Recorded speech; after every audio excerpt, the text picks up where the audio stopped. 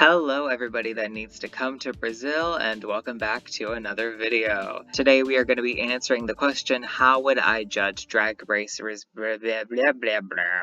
Today we are going to be answering the question, how would I judge Drag Race Brazil Season 1? Now this was a great season, I think, overall. I think all these contestants brought something, had a reason, really were great contestants to throw into this first season of this new series, and I really enjoyed myself watching it. I really did. It was really good. You might notice that my audio quality is slightly worse in this video than it might have been in previous ones, and that's because my mic is broken, and the one I ordered has not come in time. So I've just decided to say, you know what, this video is going to have slightly worse audio quality. It's okay. I'll try and make up for it in the edit, try and be a bit more creative and take a bit more time with that. But the audio will be slightly worse in this video, and I apologize for that. But enough of me self-deprecating myself. Let's get into this video. The rules to remember, as always, are the season has to be as long as Season 1 of Drag Race Brazil originally was, which was 12 episodes, 10 competitive episodes, the reunion and the finale, and the performances and the challenges need to be based off of how well someone did or how people would predict they would do. So I'm not just going to put somebody in the top when they were originally in the bottom or vice versa. The goal of this video, as always, is to act as if I am the head judge and craft this season however I can imagine to make it as fun and eventful as possible, while also being fair with my judging of the season by combining my own personal tastes and what was shown to us on the show. But before we go any further, please like, comment, and subscribe on this video if you enjoy yourself. Only about 25% of my viewers are subscribed, and we are getting pretty close to hitting that 1,000 mark. I'm trying to hit it before the end of the year if we can. It might not happen, but it's possible. So if you would subscribe and make that come true for me, that would be so wonderful. And you'll get some wonderful content once a week as well. How about that? How fun is that? I think it's an equivalent exchange. But enough of me pandering, back into the video we go. Alrighty, starting off here in episodes 1 and 2, we have our Girl Groups Challenge, where in the first 2 episodes they're split off into doing these groups and, making their songs and doing the lyrics and the performances and all of that. And, they meet in episode 2 and get judged and everything. And I don't hate this concept, like, thinking of it as a concept of doing, like, a split, like, okay, there's 2 different groups in episodes 1 and 2, and then they meet and they get judged about it. Like, that's fair. But I think it maybe would have been better in a way if they had done what has been done previously and just do 2 non-eliminations the first 2 episodes, so we get to, like, meet the contestants, and then have, like, a top 2 of each episode and do a lip sync, and then the winner wins the challenge, and then, move on to episode 3 with the 12 contestants, and then you can still get to the end of the season. If you eliminate someone every episode, then you're getting the finale with 4 people still, so, it could work that way, and I wanted it to work that way, and so I tried, and it didn't. I couldn't think of a way to format it that made it feel like it made sense and it was fair, and that my opinions that I was trying to judge with were sound and had enough basis to them. So I didn't do it that way. I decided to just keep it the way it is here and have the split premiere situation. Now, our Hot Girls group definitely did a better job overall as a group, but the Good Girls group didn't do a bad job either, I don't really feel. But the Hot Girls are going to win the challenge, and I think Shannon Scarlett did the best. Now, on the main stage, the judges called out Organza and Shannon as being, like, the 2 best of the week, and they gave the win to Organza, which, like, I completely get. But watching it, when it happened, and, like, watching it, I was like, oh, okay, Shannon killed this for me. Shannon was my winner. And then when Organza won, I was like, oh, okay, sure. Like I didn't hate it or anything. Like, if you say Organza won, I'm not gonna be like, no, she didn't. But I think Shannon did better. So Shannon's gonna win this episode, and everyone else in that group is gonna be high. Our bottom placements over here are really switched up. I still put Diva Moore in the bottom too, but I thought Aquarella did not do a great job for me. I just didn't really get it. The energy of the performance and what she was doing with the performance just fully messed me up, and also some of the lyrics, honestly. Not to be too shady, but when watching it, she was my least favorite, honestly, in the challenge. I was lost. I was lost by the performance. And so, in my personal opinion, Aquarella would have been the bottom two here, along with Diva Moore. And since Aquarella is now the bottom two where she was originally safe, Bettina Polaroid gets bumped up to the low placement, and Miranda Lebrau gets bumped up to a safe placement. So that's why the second half of that, the safes and the lows and the bottoms look like that. But our bottom two this episode is going to be Aquarella and Diva Moore, and they're going to be lip syncing to Bandita by Pablo Vittar featuring Polka. And while Diva Moore did not do a bad job in this lip sync by any means, I think Aquarella would have done better. Based off of seeing Aquarella perform in other, lip syncs and performances and challenges throughout the season, I just think Aquarella would have done a better job here. So Aquarella is going to stay, and sadly Diva Moore is going to leave in the first episode again here. And we're going to be moving on to episode 3. Okay, in episode 3, we have ourselves our acting challenge of the season. And this is one of these situations where when I'm doing an international season that is not in English, usually, even with like some of the international seasons, like with the UK or like Canada, while I might not get a reference that they're doing, I can very clearly tell that it is a reference. And so I'm like, okay, they did a reference and the judges liked it, so it's good. I can tell what is being a reference to something and what is like part of the challenge, and figuring all that out in my brain in terms of like judging it, you know what I mean? But in this scenario, while I got that it was obviously kind of like a play-ish situation on kind of like a soap opera, and these like vengeful women, essentially, who are like, no, he's mine, no, he's mine. I kind of got that part of it. There were definitely references and things in here that just flew completely over my head. So with challenges like these, where I just have little to no context regarding a lot of what's going on in it, I tend to rely very heavily on what the judges said and what the placements were originally. So I did not change almost any of the placements this episode. I only swapped 2 people here. Organza won the challenge originally. I completely agree. I thought she was funny. I thought it made sense. I liked her performance, so she's going to win here as well. Helena Maldita and Miranda Lebrau are going to be high, as they were originally. Once we get to the safes here, the only placement that I swapped around is that originally Aquarella was safe and Bettina Polaroid was low. I decided to switch that. So the second week in a row, I'm putting Aquarella lower than she should be. I don't have anything against her. I really don't. I felt like she was favored in the few episodes she was in on this season. But according to my taste personally of what the challenges were asking for and what she ended up doing in them.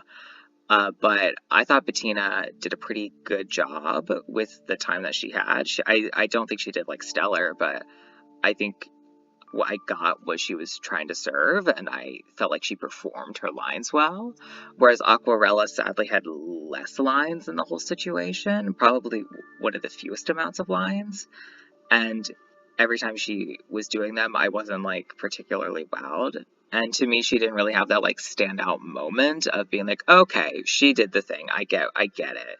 I just didn't have that moment with her, but I don't think she did a bad job at all, so I decided to just put her at the low and not move her to the bottom 2. Our bottom 2 is going to be the same as it was originally.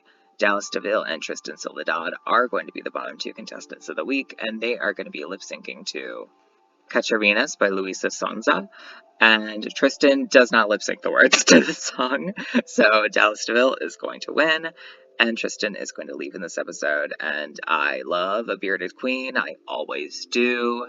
As an individual myself who has had a beard for, 7 years straight, I love a fucking beard on a drag queen. It's just so sickening to me, and so it is very sad to see Mistress and Soledad go home here so early, but it is deserved. It is what should have happened. It is the fairest way to go about it. So sadly, Tristan is going to leave here, and we are going to move on to episode 4.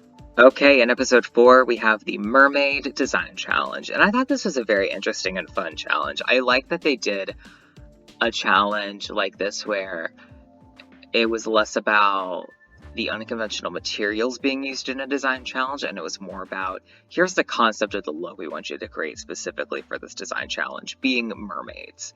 And so I thought that was pretty interesting, and I really liked, honestly, all of the looks were pretty good overall in terms of like a design challenge and what you expect. Even the contestants who were in the bottom, I feel like still did an alright job with their looks.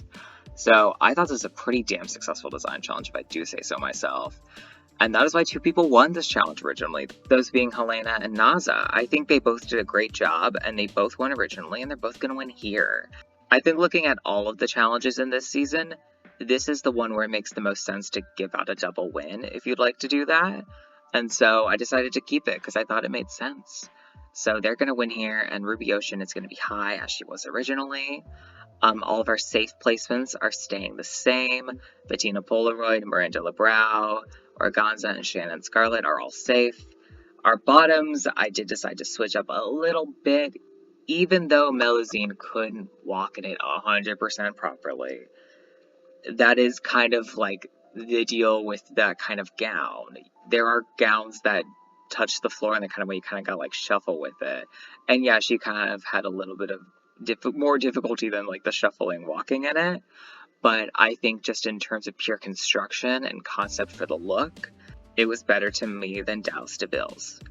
So Melusine is going to move up to the low placement, and Dallas and Aquarella are going to be in the bottom 2. They're going to be lip syncing to Shege by Ludmilla. And while I did mention earlier that I felt like in a lip sync between Aquarella and Diva Moore, just based off of what we got to see from each of them on this season, I think Aquarella would have done better in a lip sync between those two. I'm going to be essentially using that same logic here to say that Dallas DeVille would have done better than Aquarella. Aquarella did win this lip sync originally. She absolutely won it. But I think against Dallas does have 2 lip sync wins in the original season and does a pretty damn good job in the performance challenge at the very beginning of the season. And so I think with this song and with what we know about them, I think Dallas probably would have done better than Aquarella. So Aquarella is going to leave 1 episode early here, which is our first little kind of big mix-up of the season. And we're going to be moving on to episode 5. In episode 5, we have our commercial challenge where they have to, do these commercials about these inspirational topics. And I thought this was a very interesting concept for a commercial challenge. Like, it's all individual, which we've seen a few times, or actually a decent chunk of times, but, usually with 9 people, they would do it as like a groups challenge. It's only, once it gets a little bit deeper in the season, they tend to do individual challenges, with the commercials.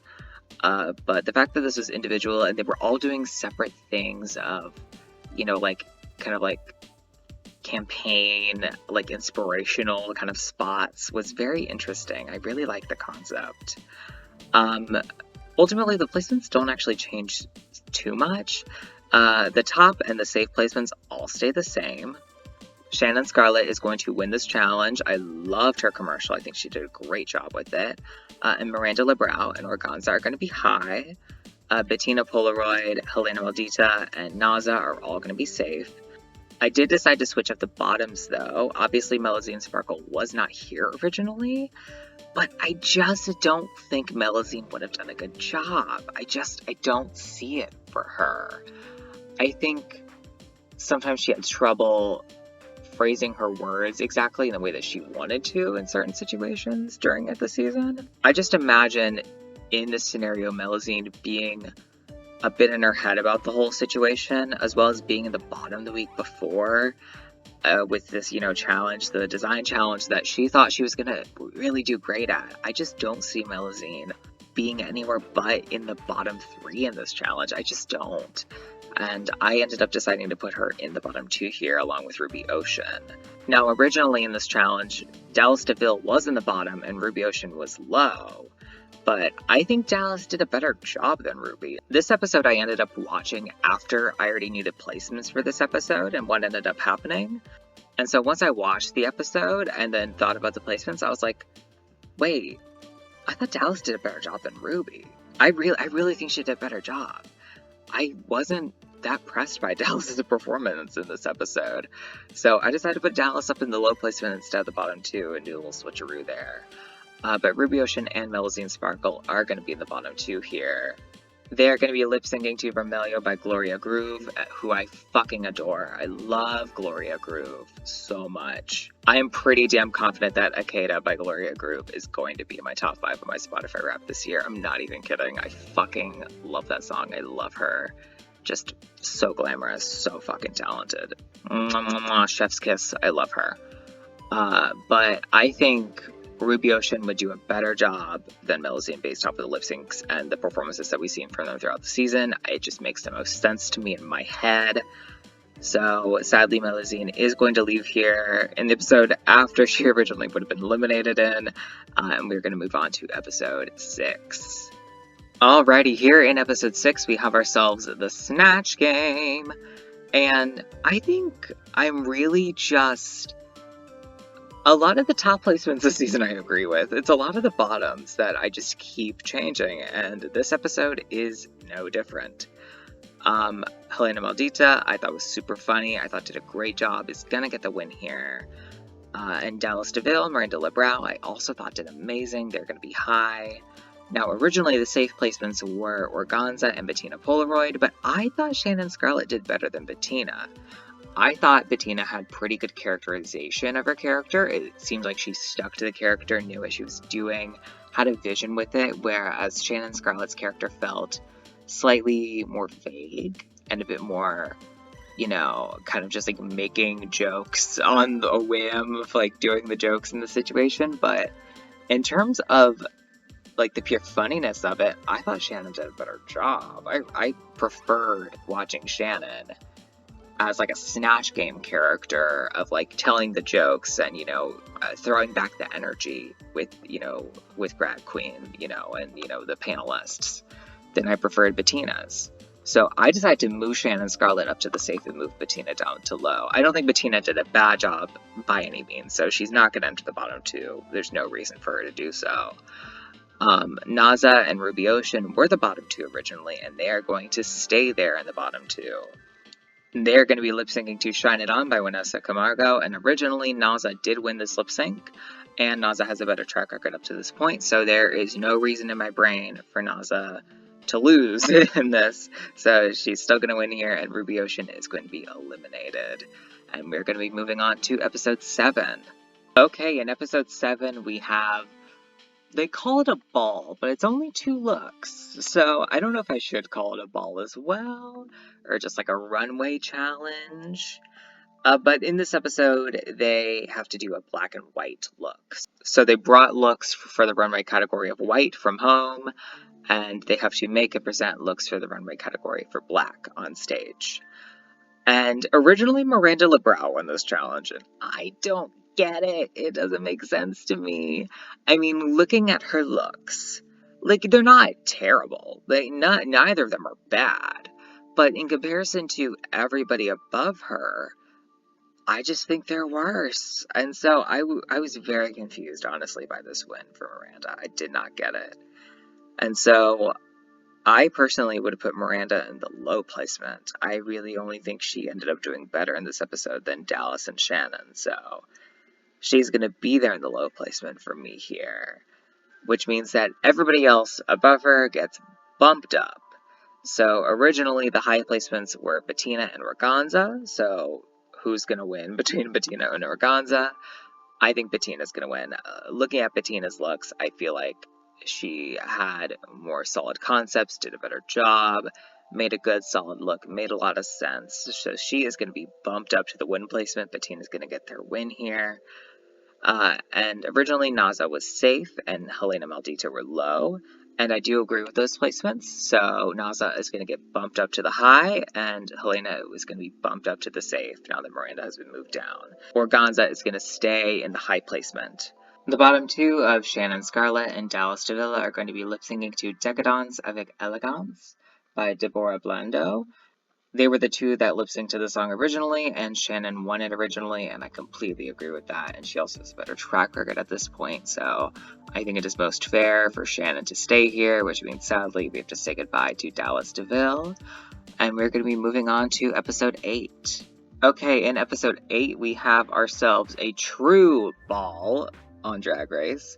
They had to present 3 looks based off of different Brazilian festivals. And I did do a little bit of shuffling here. Originally, Bettina won the challenge while Organza was high, but looking at their looks and just the different presentations, I think Organza did a better job. So Organza is going to win this challenge, Bettina is going to be moved down to the high placement. And originally, Miranda was low, and Shannon was the only safe contestant, but I think I've had a bit of a renaissance for myself when it comes to how I judge top 6 episodes on Drag Race and just kind of drag competitions, and that I think generally there should be like a win, a high, a bottom 2, and then 2 safes. That's what feels right in my brain, and I used to do one of each placement because it felt good and, you know, it kind of made sense with like how episodes tend to be judged, but I think it truly probably does make more sense to do it like this, where you got a 2-2-2 split in this kind of scenario. And so I felt like Miranda did a good enough job that Miranda should have been safe instead of being in the low placement. So she is safe now. And the bottom 2 of Helena Maldita and Naza were the bottom 2 originally. So they are going to be lip syncing to Dois Trabalhos by Donas. And I think that Helena did a better job. She won originally. I don't know how else to phrase it. For like the 4th episode in a row, it's like the same bottom 2. The winner won, and I have no qualms about it. So Helena's gonna win here, Naz is gonna go home sadly, and we're gonna move on to episode 9. In episode 9 here, we are gonna have another little shake up. Episode 9 here, we had the roast challenge. Now, this one does not experience the same issues that I tend to have with like a Snatch Game or acting challenge in a language that I do not speak, in that these are being strictly directed towards like the contestants and the judges. So while I might not get a reference to something that they're joking about with the judges, if they laugh at it, then I know it was funny. And if they're talking about it to the contestants, which is what they're doing most of the time, then I've watched the season and they're referring to the season, so I know what happened and I can tell if it's funny.